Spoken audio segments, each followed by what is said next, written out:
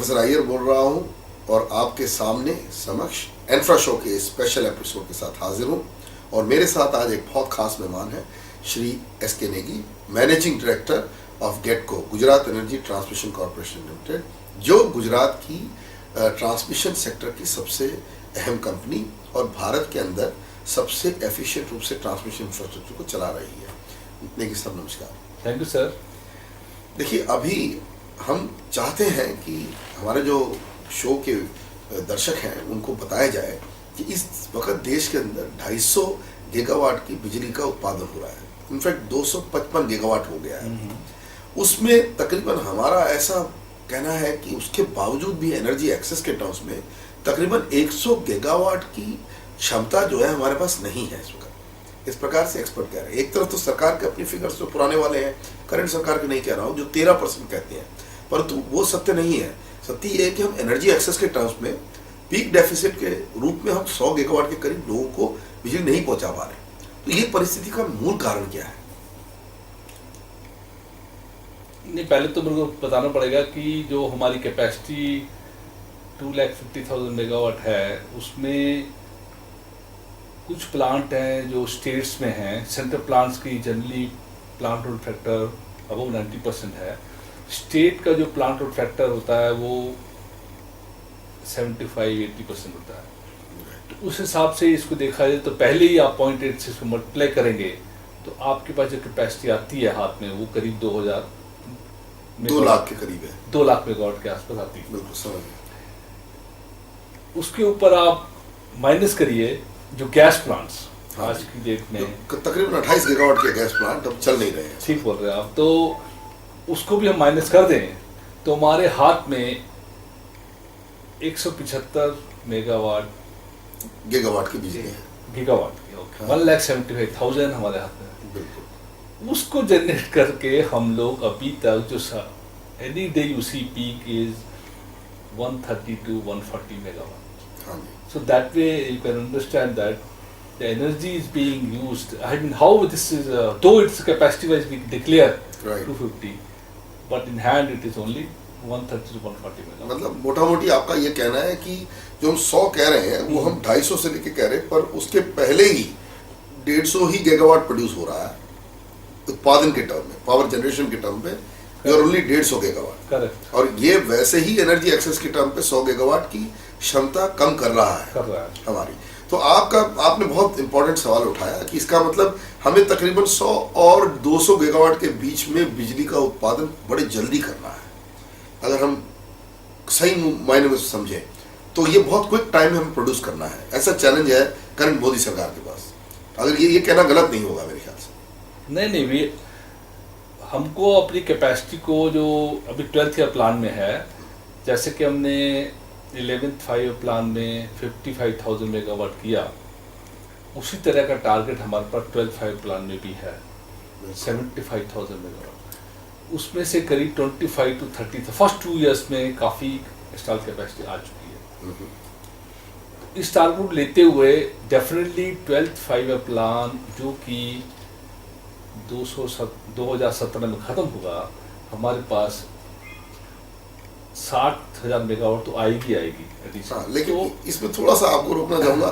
देखिए, मोदी साहब ने अभी कुछ बहुत बड़ा काम किया है, मतलब मोदी सरकार ने, वो ये है कि जब ओबामा के आने से पहले 100 गीगावाट सोलर जो 5 गुना हमारे मिशन कर दिए, इसकी कोई कैलकुलेशन हमारे इन कैलकुलेशन में नहीं पड़ी हुई है। तो एक गेम चेंजर या एक डिसरप्टिव मॉडल आया है जो 100 गीगावाट, भले ही वो क्रिटिक्स कहेंगे कि इसमें केवल 21 या 20 गीगावाट ही ऑपरेट करेंगे, परंतु एक हिसाब से समझा जाए तो देश को उत्पादन की क्षमता के एंगल से देखें तो करीब 5 गुना लेके जा रहे हैं बड़े शॉर्ट टाइम में। और ये कहा भी गया है 2022 तक ये करेंगे। तो आपको ये कैसा लग रहा है, ये परिस्थिति कैसी लग रही है? क्योंकि ये तो कुछ अलग ही रिन्यूएबल का प्लान प्रोग्राम आ गया सामने। नहीं, और मैं इसमें ऐड करना चाहूंगा 40 गीगावाट उन्होंने विंड के लिए भी कहा है कि जिसका डिस्कशन चली नहीं है, तो तकरीबन 140 गीगावाट इसका। और अगर इसमें हम और सोचे टाइडल और जिसपे दुनिया भर में अच्छे काम हो रहे हैं उस पर इंडिया चालू होगा, और ऑफशोर विंड, मैं इनकी बात भी नहीं कर रहा हूं अभी, मैं इनको छोड़ के केवल 2 बातें करी मैंने कहा कि 100 गीगावाट राष्ट्रीय ऊर्जा सौर मिशन कहते हैं इसको हम लोग, हम उसको ऐसा समझते हैं क्योंकि कुछ अलग ही मिशन है, नेशनल मिशन से ज़्यादा बढ़ के 5 गुना किया उन्होंने। हम कह रहे थे कि डबल ट्रिपल करना चाहिए, लेकिन 5 गुना की बात हुई। 2022 का टारगेट किया गया, उसी में 40 गीगावाट हम कह रहे हैं कि विंड भी करेंगे। तो ये एक बहुत बड़ा गेम चेंजर और डिसरप्टिव मैकेनिज्म फॉर ग्रोथ है। नहीं, कैसे डिसरप्टिव? डिसरप्टिव हम एक नेगेटिव ट्रेंड में नहीं यूज कर रहे हैं, पॉजिटिव ट्रेंड में। डिसरप्टिव इसलिए कि हम बड़े खुश हैं, अपनी अपनी चेयर में सब कंफर्टेबल थे, पर अब बहुत बड़ा टारगेट दे दिया गया, अब रेस असली में दौड़नी पड़ेगी। नहीं, मुझे इसमें थोड़ा टेक्निकली समझाना होगा आपको।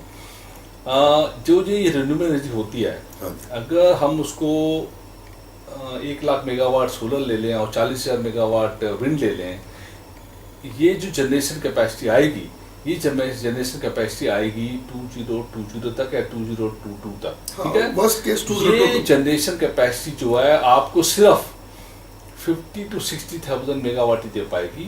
आपको और भी कंसिडरेशन लेनी पड़ेगी कि ये जो रिन्यूएबल एनर्जी विंड होती है, ये विंड एनर्जी जो होती है ये जीरो भी हो सकती है और ये 40,000 मेगावाट होती है on a day of generation. पहले तो उसका पी रख लीजिए, तो 40,000 मेगावाट एनी डे, वो पीक जो होगा वो 22,000 25,000 होगा, इससे ज्यादा तो जनरेट करेगी नहीं। सिमिलरली सोलर जो आपने 1 लाख मेगावाट लगाया, वो 50-55 हजार मेगावाट से 50-55 मेगावाट हजार मेगावाट से ज्यादा जनरेट नहीं कर पाएगी। बिल्कुल सही कह रहे हैं आप। तो आपके हाथ में जो पावर है, तो विंड वाली तो 20,000 will be as a buffer, okay, and it will be variable, it will be uncertain, intermittent.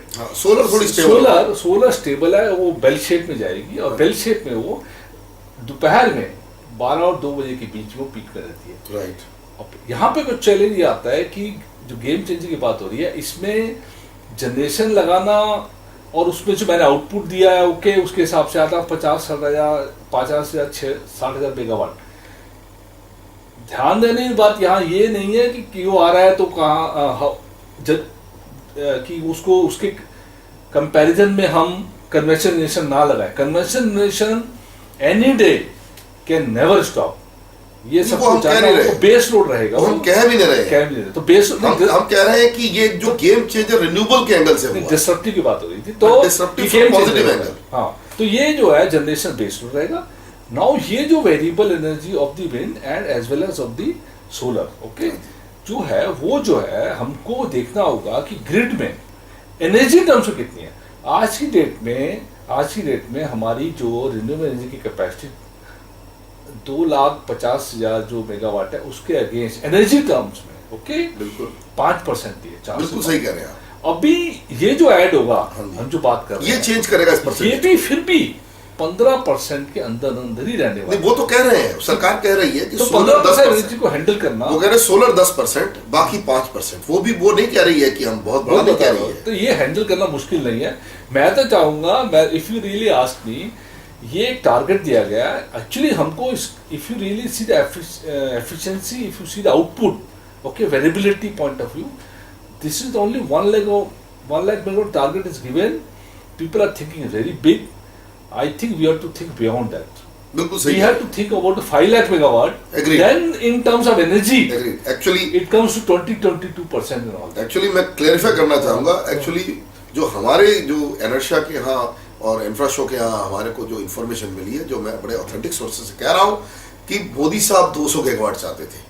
ये था कि मिनिस्ट्री तैयार नहीं थी, क्योंकि 50 और 60 के अंतर्गत बात हो रही थी, तो 100 का टारगेट एक चैलेंज में लिया गया। तो कहने का क्या मतलब है, ये एक तरह से बड़ा मुश्किल टारगेट, इनफैक्ट हर एक पॉलिसी के अंदर अगर हम कहीं ना कहीं सवाल पूछें, लेकिन प्रधानमंत्री ने इधर जो काम किया, ये बहुत यूनिक काम किया है। He has pushed his ministry to achieve something which is never done in the country till now.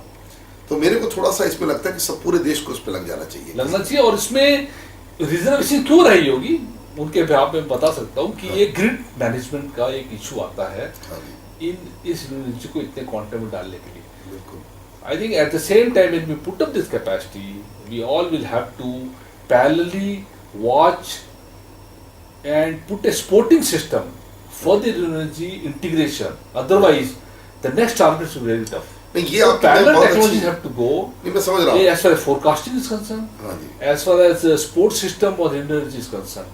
So in that one viewpoint, if you give me time, I will tell you that there are only this 1 lakh megawatt has to be thought in a very broad way, considering many factors. Right. Now these potentials are available, okay, wind as well as solar on few states. East is totally rich with coal, so energy is coming from east to west. Now trend will change, energy will go from West to east, exactly. because Rajasthan, Maharashtra, A and lot of solar. Gujarat will work, as well as Karnataka is and Andhra is also Are very equally strong in bullish solar. and Yes, strong in solar. So Bilkul, bilkul. these states we will have to take care of from these states the network development and the grid integration of these energies. Otherwise, it will be very difficult to manage the grid, and in terms of the inefficiency of the conventional plant, okay, will be casualty.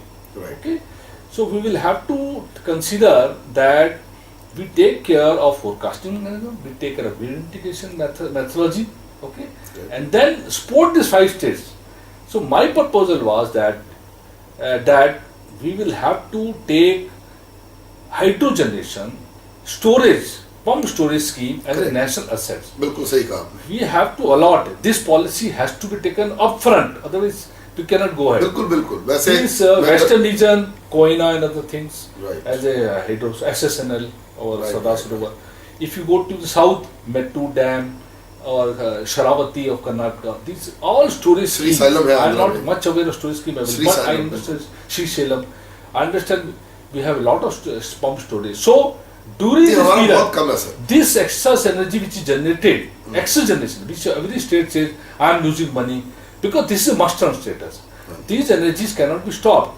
So, at that moment, what to do with excess energy? That time the excess, mid of the day. Then you have to release the power. Now, you pump it. Correct. You as a Pump it when excess is available Yes. and release when the deficit is there. So, I think that is the first thing we have to do. Right. नहीं, इसमें एक मैं कहना चाहूँगा दर्शकों को, जिस ये वैल्यू बहुत सही है कि इस देश में करीबन 95 गीगावाट की हमने potential energy for pump storage पाई है, लेकिन हमने खाली 5 गीगावाट एक्सप्लॉइट किए, और ये 20 साल की हमारी एक तरह से क्या बोलते हैं विफलता है कि हमने इस तरफ काम नहीं किया. जो ये कह रहे हैं बिल्कुल सही है कि इस वक्त उसकी ज़रूरत है, और इस प्रकार से वैसे दूसरा एक जो ऑप्शन है वो ये है. 202 तक पंप स्कीम भी रेडी होना था. बिल्कुल बिल्कुल.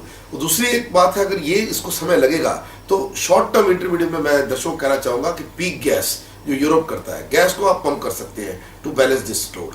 Basically gas based power can act as immediate this thing. और बहुत अच्छा न्यूज़ ये है कि दुनिया भर में, विश्व भर में गैस की कॉस्ट कम हो रही है, और जहां तक हमारा खुद का एनालिसिस है, यूएस $1 में गैस बनाएगा अपने देश में, और आपको $2 से $3 में शेल गैस बेचेगा. इसके लिए 2017 में देश को तैयार होना पड़ेगा. मैं इसलिए इस बात को मानता हूं, लेकिन इससे आगे बढ़ते हुए Okay. मैं कहना चाहता हूं सर, ये ट्रांसमिशन कॉरिडोर का क्या है? ये तो बच गया. अभी आपने कहा कि केवल 1.5 लाख मेगावाट है, इसलिए बच गए कि ट्रांसमिशन एक्सपोज नहीं हुआ. परंतु जिस प्रकार से हम ट्रांसमिशन एक्सपेंशन में जा रहे हैं, हम अभी भी साउथ के पावर को वैकेट नहीं कर पा रहे हैं, जबकि हमने एक यूनिक ग्रिड बना दिया है. साउथ में आज 5000 से 6000 मेगावाट की विंड एनर्जी इवैक्यूएशन ना होने के कारण उसको बैक ऑफ करते हैं, या you ask them to back off और नॉट प्रोड्यूस. सो और या we ask the thermal power plant to back down. So this is very dangerous, because ये not only it creates trouble for the south, it is also creating a complete lack of sending that power off to other regions where there are deficit. इसके बारे में आप क्या कहते हैं? No, there is no doubt that there are two types of transmission system, that is interstate and another is intrastate. Right. In terms of interstate, I think there has been some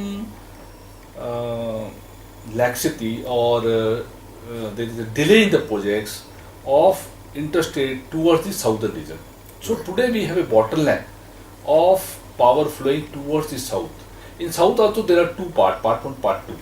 The issues are only in part 2, Tamil Nadu side. That is one part.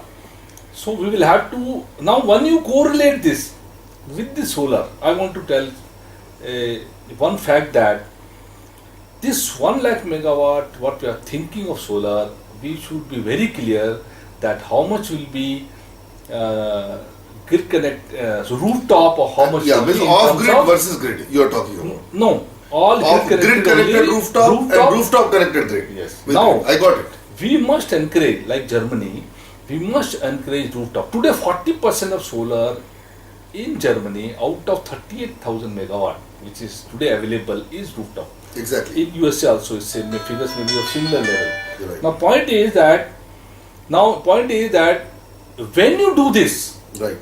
you have a lot of benefits. Correct. You have a lot of benefits. I think we must encourage even the other one also, which are not rooftop, which are on the ground. That also we should encourage it, and for that you don't need interstate transmission line, because that concept of distributed generation comes into picture. Correct. We should encourage that these solar plants are located near the load center, and the power which is flowing from the long transmission system, interstate, intrastate, okay, will be consumed locally. Right. So in a way you will be saving a lot of transmission losses. Infrastructure, right. Saving in Also that, infrastructure. plus you will be saving losses. Correct. And the loss, 80 cents of the distribution, that also will be solved, because this will be rightly energy will be accounted, and you can make an accounting from the day one of this.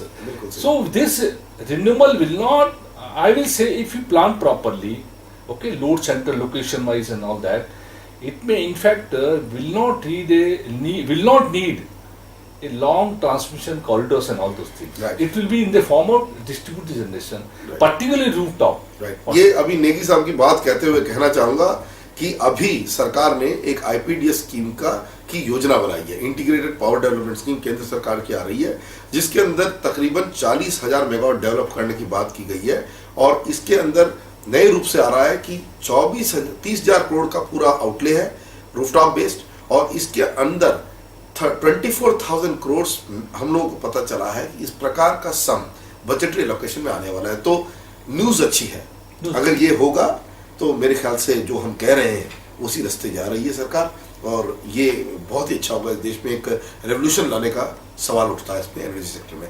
एक 5 minute के break के बाद हम आपसे फिर मिलेंगे नेगी साहब के साथ इस स्पेशल इंफ्रा शो के एपिसोड। जाइएगा ना कहीं। So many of our dreams at first seem impossible, then seem improbable, and then, when we summon the will, they soon seem inevitable. Christopher Reeve. 30th December 2010. Foundation ceremony of Gujarat Solar Park.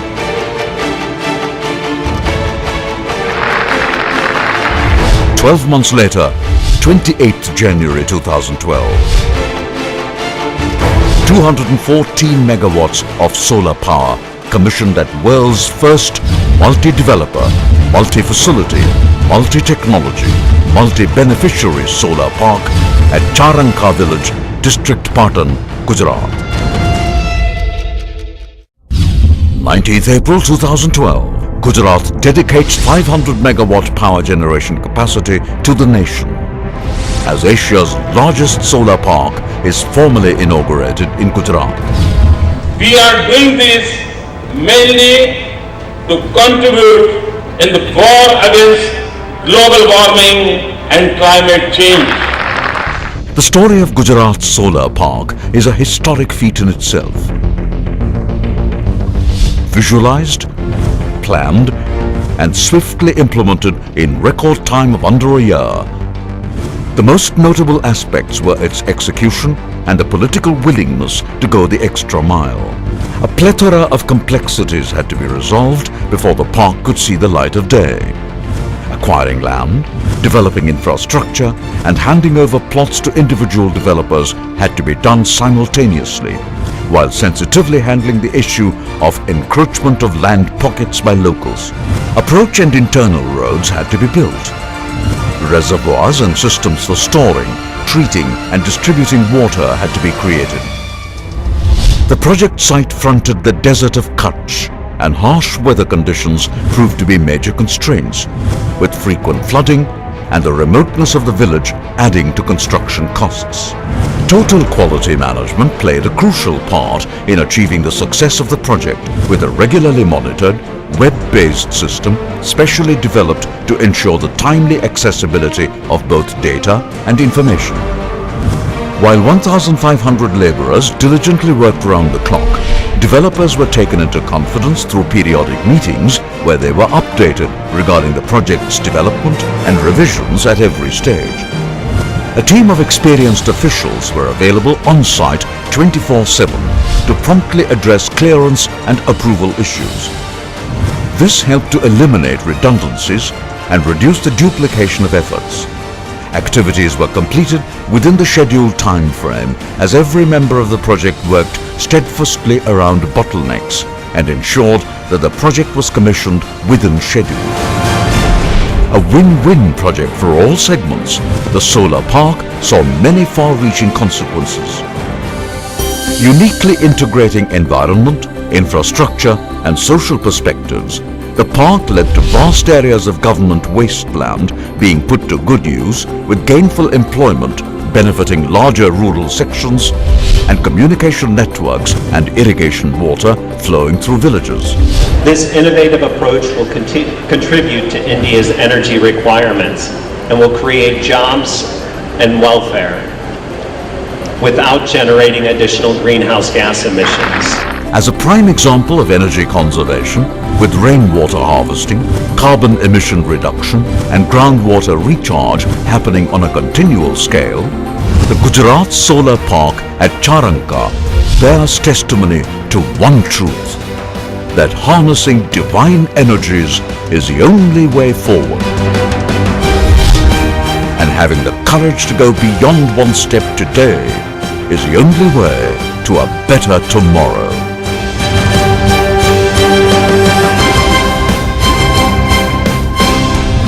Gujarat Solar Park at Charanka, partnering a journey of brilliance.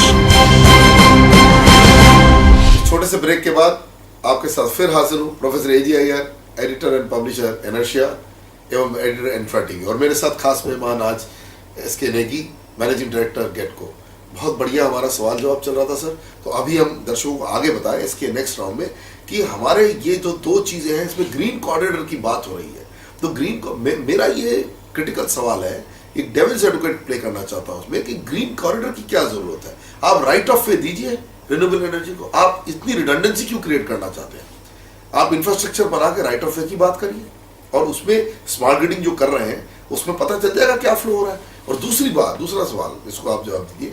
ये बड़ा बोला जा रहा है कि यार इसके अंदर कोई कंजेशन आ जाएगा, कोई प्रॉब्लम आएगा, लेकिन मैं सभी टेक्निकल लोगों को ये पूछना चाहता हूँ सिंपल सा सवाल कि 33 केवी और 72 KV, that is the kind of KV in which आप इसको इंजेक्ट करने वाले हैं सोलर को, तो वो तो आधा टाइम वो कॉरिडोर खाली रहती है जो हमने पता लगाया। तो ये बड़ा अजीब बोगी चालू कर रहे हैं और आप तो इसको या तो 11 केवी साइड पे आप दे रहे हैं पावर को, या फिर हायर केवीज पे आप जनरेट कर रहे हैं from ultra mega and putting in 765 and all.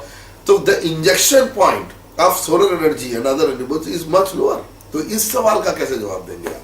आप तो इसको मेरे सवाल को समझ गए आप टेक्निकली मैं क्या कह रहा हूँ। नहीं, इसमें ऐसा है कि फर्स्ट मैंने बोला कि जो कैपेसिटी लगेगी इनिशियल स्टेजेस में हमको grid, rooftop grid connected encourage करना चाहिए। So this will be treated as a first phase, as a distribute generation. It will save the losses, it will make the immediate use of this energy investment which we are doing. But if you see in a long run, or what is our plan? Our plan is to convert 100% to renewable energy, okay, tomorrow, okay, with a base load of maybe about 20%, 30% of base load. We will have to run the entire country with that. Right. You know, today transmission system requires not less than 6 to 7 years. Okay, that is one part. To build, because looking into the ROW issues and all that. right. Now, existing system. Today one has to clearly understand that renewable energy is today a state subject. It is not a central subject. Okay, I want to tell you because today whatever the responsibility of renewable generation and evacuation is the state responsibility. Center does not take any role in that. All the variation, all the losses which are coming into condition, it is to be borne by state generation companies only.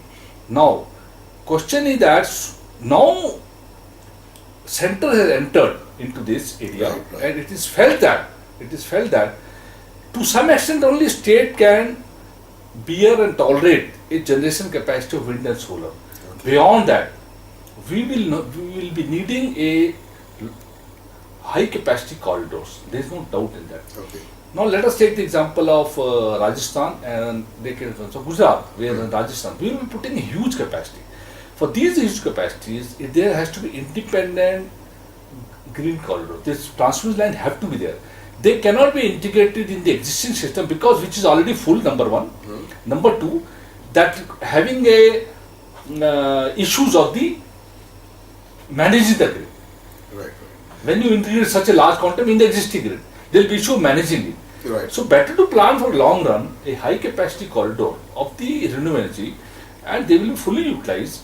Okay, we have to live with the fact that whatever may be the power plant load factor of this renewable energy, but we will have to take into consideration the peak generation of that. I cannot say okay it will not be I used understand. further. So we will have to develop that. ये बिल्कुल Okay. सही है, लेकिन मैं क्या कह रहा हूँ, These corridors are required. That's one thing. Long term की बात करें Second, आप. they need not pay the transmission. Question will come now, commercial. Yes. Now the moment somebody puts a plant, takes into state grid, from state grid it takes to the other state.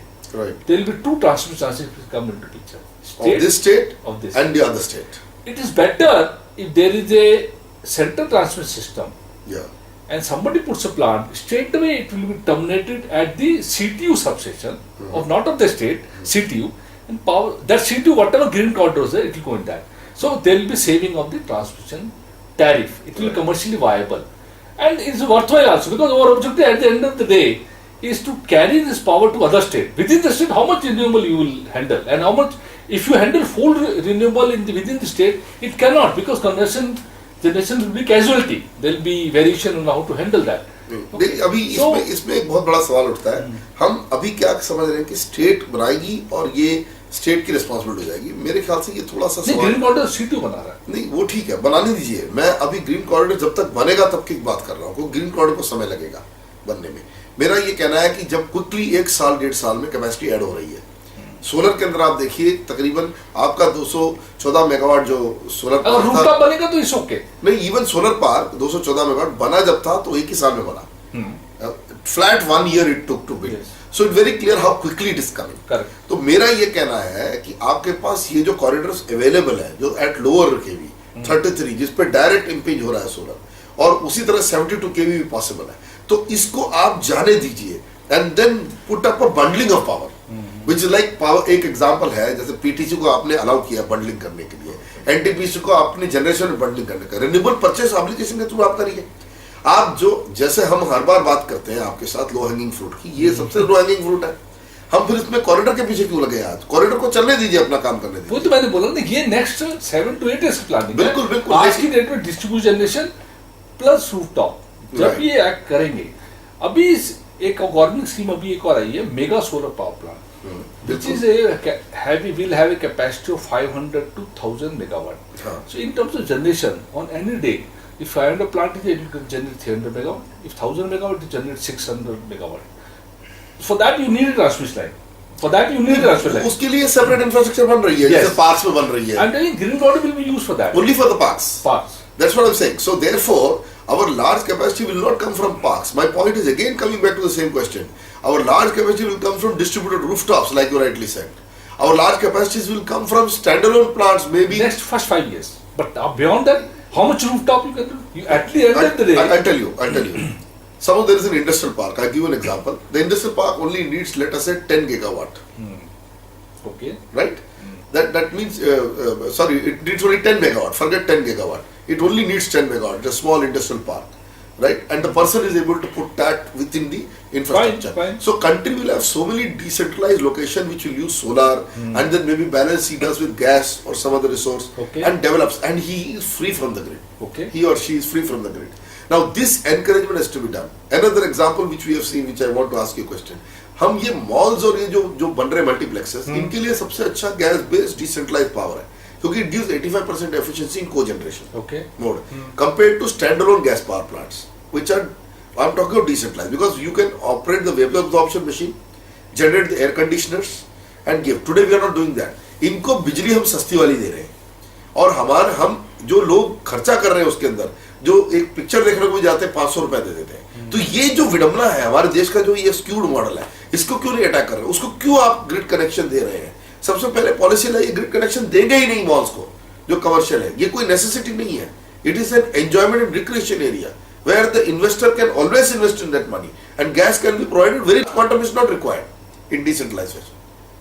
इसके बारे में आपको क्या कहना है, ये सोच क्यों नहीं आई तो कमर्शियल कॉल है, आई थिंक मैं इसमें ज्यादा नहीं बोल पाऊंगा क्योंकि नहीं, आप बताइए कमर्शियल कॉल है कि कमर्शियल में it means a layer higher strata of the society, okay, right. They have, you mean that they have a paying capacity, okay, they're paying already 500 rupees for a ticket, crores are made in Philips. Yes, okay, so and you pay for your burgers and all quite a lot of money for just 2 rupees tariff. They are not going to calculate what tariff they got that electricity, and anyway efficiency is 85% because combined heat and power and trigeneration comes into play, so energy efficiency issues comes into play. So you are making them inefficient by giving them cheap electricity connection and you are keeping the other population जिनको चाहिए, जिन बेचारों को ये सस्ती बिजली चाहिए उनको नहीं मिल रही है।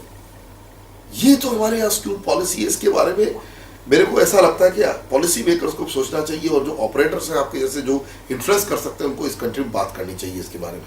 बट आज की डेट में तो कमर्शियल टैरिफ देखा जाए तो हाईएस्ट है कंपेयर टू डोमेस्टिक।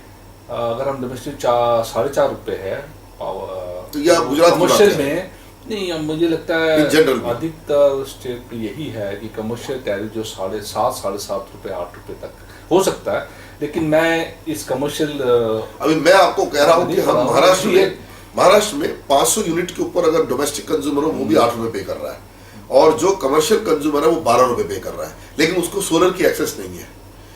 और मैं ये 12 और 10 रुपए की भी बात नहीं कर रहा हूँ, मैं कह रहा हूँ अगर स्टैंड अलोन डिसेंट्रलाइज्ड पावर बनाए तो उसको वो सस्ता ही पड़ेगा even from gas and solar.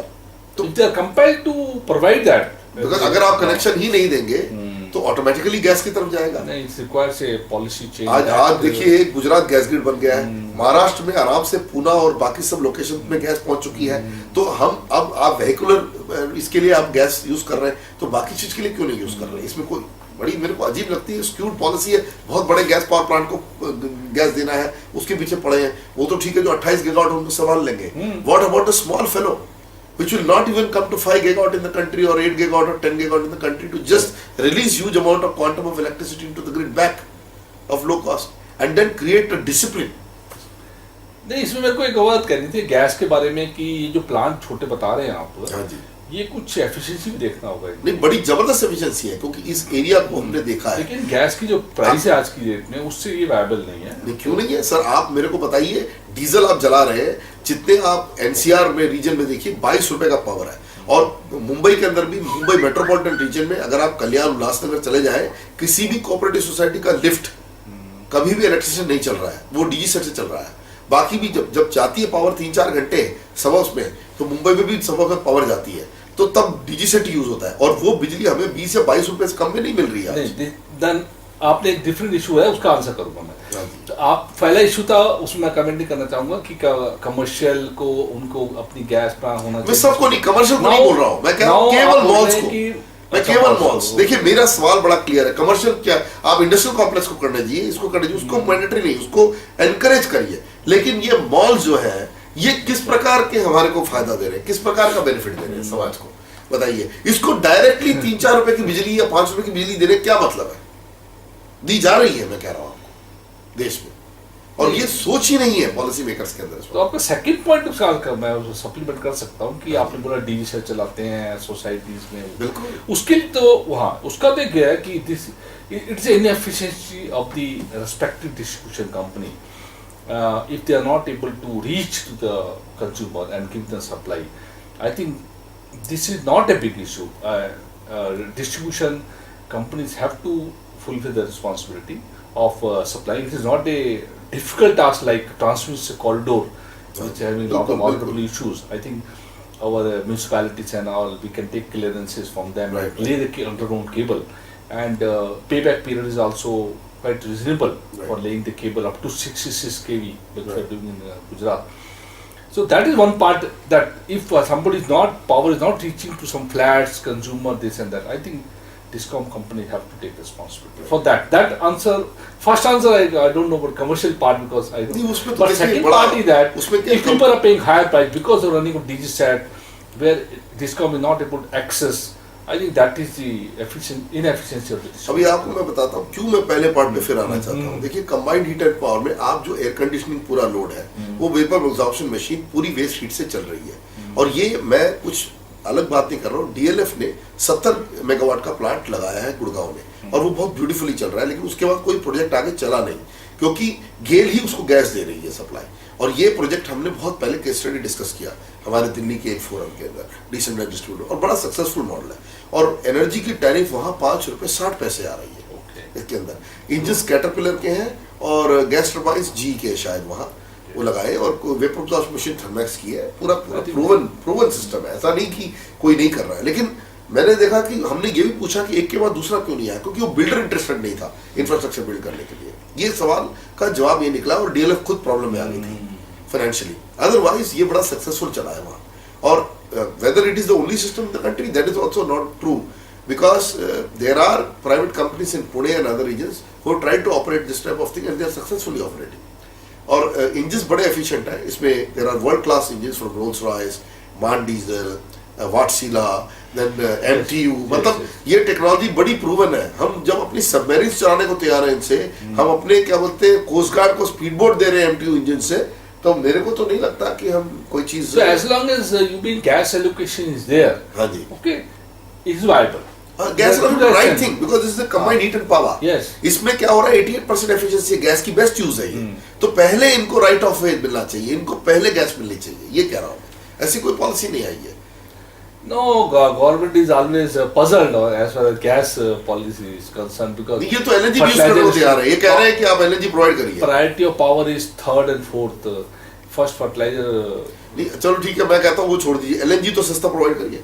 आपके पास टर्मिनल है गुजरात में भी, आपके पास महाराष्ट्र में भी, दाबोल में भी टर्मिनल बना रहे हैं, सब जगह बन रहा है, तो एलएनजी क्यों नहीं?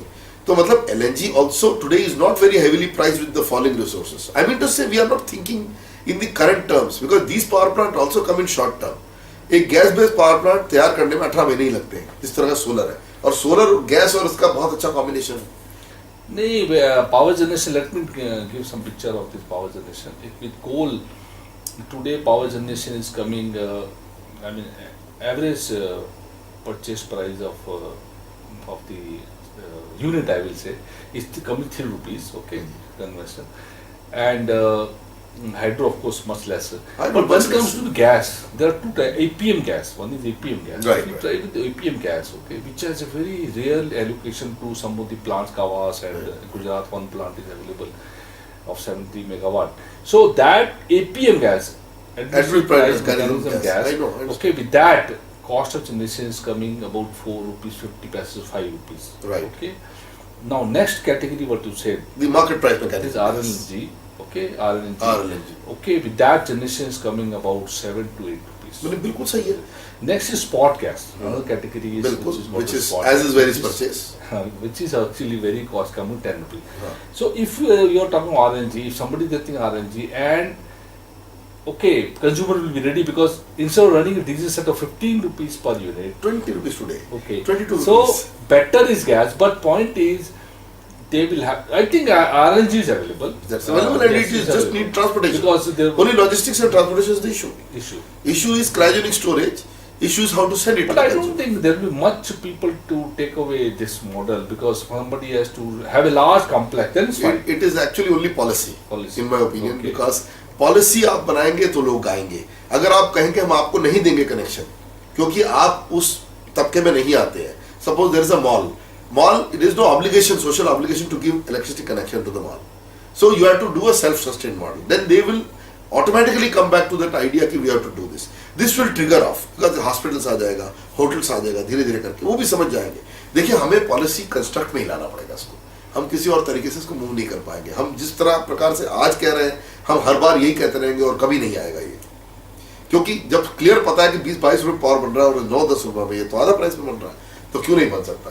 तो that is my point. So anyway, Negi साहब आपने बड़े बेबाक रूप से आपने जवाब दिया हमारे इंटरव्यू में और बहुत बढ़िया कुछ सवाल जवाब हुए, और किसी और मौके पे हम और मुद्दों पे बात करेंगे आपसे, जैसे न्यूक्लियर है और बाकी चीज़ें जिन पे बात करनी भी चाहिए देश के अंदर, क्योंकि ये अब न्यूक्लियर डील भी होने के बाद अब पुश करने के बाद शायद 50 से 60 गीगावाट अब पॉसिबल है बाई 2022। तो हम किसी और मौके पर आपसे इस पर बात करेंगे।